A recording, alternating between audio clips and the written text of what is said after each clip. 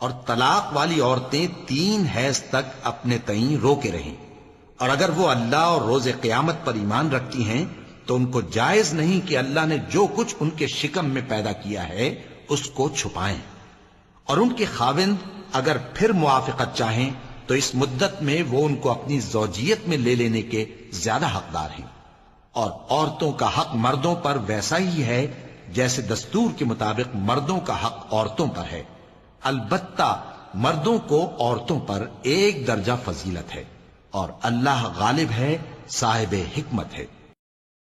مومنو،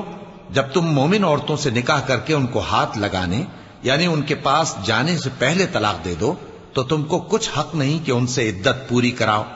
بس ان کو کچھ فائدہ یعنی خرچ دے دو اور ان کو اچھی طرح سے رخصت کر دو۔ اور تمہاری طلاق والی بیویاں جو حیض سے نا امید ہو چکی ہوں، اگر تم کو ان کی عدت کے بارے میں شبہ ہو تو ان کی عدت 3 مہینے ہے، اور جن کو ابھی حیض نہیں آنے لگا ان کی عدت بھی یہی ہے، اور حمل والی عورتوں کی عدت وضع حمل یعنی بچہ جننے تک ہے،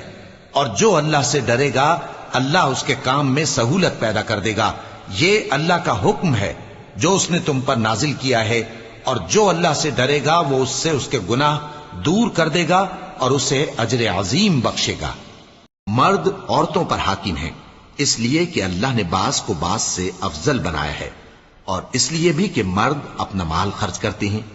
تو جو نیک بیویاں ہیں وہ فرمانبردار ہوتی ہیں، اور ان کے پیٹھ پیچھے اللہ کی حفاظت میں مال و آبرو کی خبرداری کرتی ہیں، اور جن عورتوں کی نسبت تمہیں معلوم ہو کہ سرکشی اور بدخوئی کرنے لگی ہیں تو پہلے ان کو زبانی سمجھاؤ، اگر نہ سمجھیں تو پھر ان کے ساتھ سونا ترک کر دو،